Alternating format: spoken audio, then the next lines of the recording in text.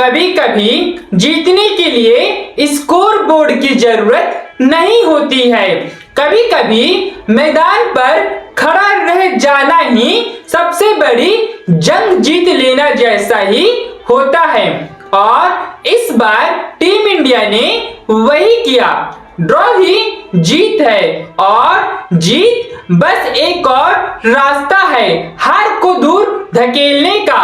कभी कभी खेल में नतीजे हौसले से जीतते हैं और इस बार इंडिया ने ऐसा हौसला दिखाया है कि इंग्लैंड की टीम को सिर्फ रन नहीं अपनी मानसिक ताकत भी गंवानी पड़ी।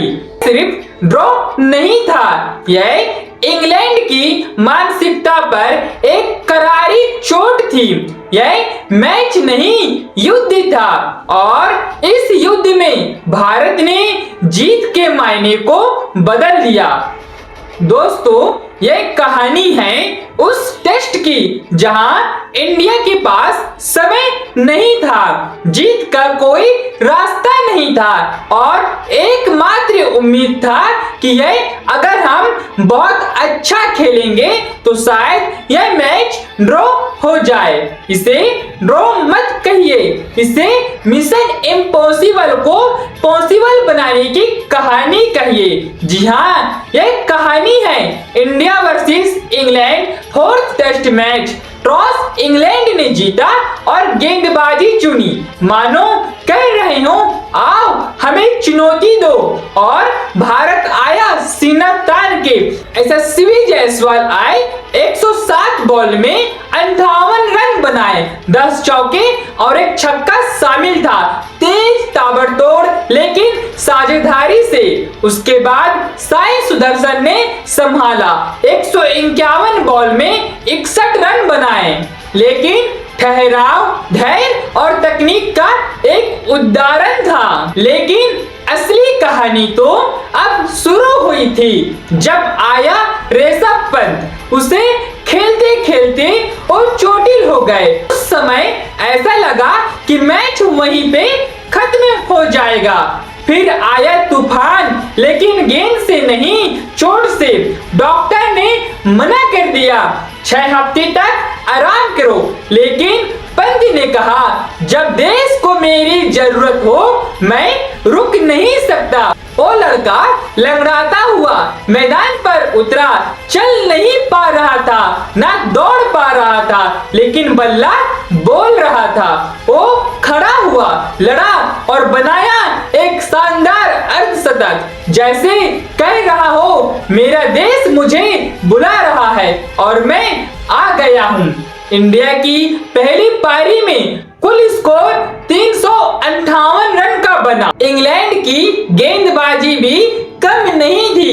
कप्तान बेन स्टोक ने 5 विकेट और जोफ्रा आर्चर ने 3 विकेट झटके, लेकिन जो आने वाला था वो तूफान से कम नहीं था। फिर जो हुआ वो किसी बुरे सपने जैसा ही था। इंग्लैंड ने तांडव मचा दिया। क्रॉली 84 रन 113 बॉल में, बेन डकेट 94 रन 100 बॉल में और ओलिवो 71 रन 128 बॉल पे। इन सब ने पिच को पार्क बना दिया। लेकिन फिर आए 2 शेर, जो रूट और बेन स्टोक ने। जो रूट ने 150 रन 284 बॉलों पर और बेन स्टोक ने 141 रन 198 बॉल पर इंग्लैंड ने बना डाले टोटल 669 रन और 311 रन की बढ़त ली। मैदान पर इंडिया नहीं इंग्लैंड का अटूट दबदबा दिख रहा था। भारत की गेंदबाजी ने पसीना बहाया। जडेजा ने 4 विकेट निकाले और बुमराह और सुंदर ने 2-2 विकेट निकाले, लेकिन लड़ाई एक तरफा लग रही थी। इतना काफी नहीं था, हम दब चुके थे, लेकिन टूटा कोई नहीं था। दूसरी पारी में इंडिया ने 311 रन से पीछे और शुरुआत ही त्रासदी से हुई। 2 विकेट बिना खाता खोले गिर गए। हर जगह निराशा और आंखों में चिंता। स्टेडियम की आवाजें धीमी पड़ गई थी। हर कोई सोचने लगा था अब तो हार निश्चित है। लेकिन तभी आया टेस्ट क्रिकेट का असली जादूगर। फिर मैदान में आए दो रक्षक, केएल राहुल और कप्तान सुमन गिल। केएल राहुल ने 230 गेंदों में 90 रन ठोके। संयम और क्लास का मेल, बिना किसी घबराहट के एक दीवार बनाकर खड़े रहे। शतक से चूके लेकिन उन्होंने टीम को एक मजबूती दी। फिर आया सुमन गिल, कप्तान, योद्धा और उम्मीद की रेखा। 338 गेंदों में 103 रन बनाकर कप्तानी पारी खेलकर जब टीम को सबसे ज्यादा जरूरत थी। लेकिन कहानी का असली क्लाइमेक्स तो अब शुरू हुआ है, क्योंकि मैदान पर उतरने वाले थे दो योद्धा, जडेजा और वाशिंगटन सुंदर। जब आए सर जडेजा 185 गेंदों में 107 रन और नाबाद। उनके साथ आए थे वाशिंगटन सुंदर 206 गेंदों में 101 रन नाबाद। इन दोनों ने न सिर्फ रन बनाए बल्कि इंग्लैंड की सहन शक्ति की हड्डी तोड़ दी। बेन स्टोक बेचैन हो गया, घबरा गया, हाथ जोड़ने लगा, भाई हाथ मिला लो। लेकिन भारत ने कहा हम बिना शतक के नहीं जाएंगे। अंत में हैरी ब्रूक को बॉल पकड़ा दी गई। एक बल्लेबाज से बॉलिंग करवाई गई क्योंकि इंग्लैंड के पास कोई जवाब ही नहीं था। भारत ने सेकंड पारी में 516 रन बनाए और यह मैच ड्रॉ किया। लेकिन एक ऐसी ड्रॉ जिसे जीत से ज्यादा मनाया जाना चाहिए। दोस्तों, कभी आपने ये सोचा है कि एक ड्रॉ मैच भी इतिहास बना सकता है? क्या कभी आपने ये सोचा है हारने के मुहान पर खड़ा देश भी जीत के झंडे गाड़ सकता है?